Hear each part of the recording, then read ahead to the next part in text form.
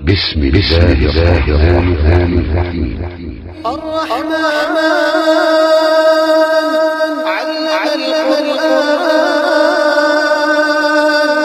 خلق الإنسان علم البيان الشمس والقمر بحسبان والنجم والشجر يسجدان والسماء رفعها الميزان ألا تطغوا في الميزان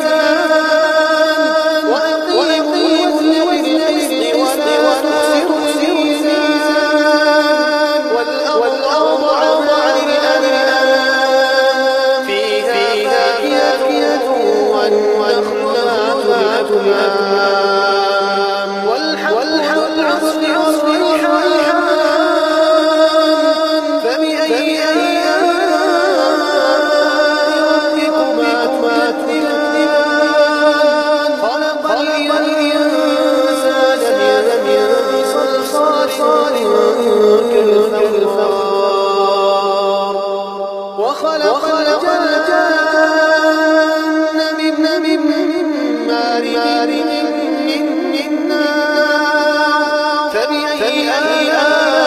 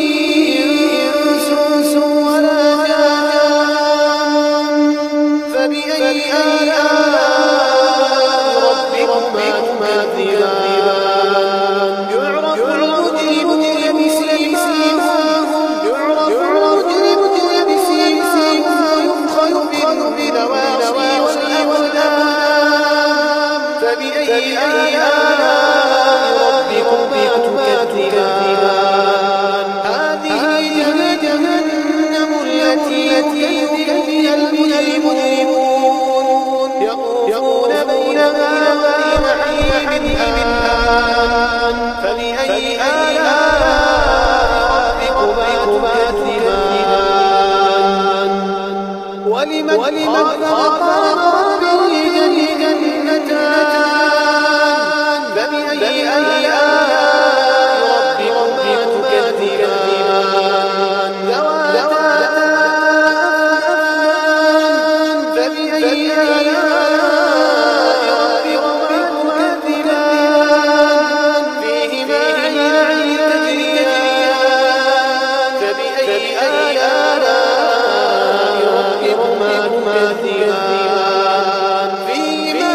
من كل فاكهة زوجان فبأي آلاء ربكما تكذبان متكئين على عرش بطائنها من استبرق وجنى الجنتين دان فبأي آلاء ربكما تكذبان فيهن قاصرات الطرف لم يطمثهن إنس قبلهم ولا جان فبأي آلاء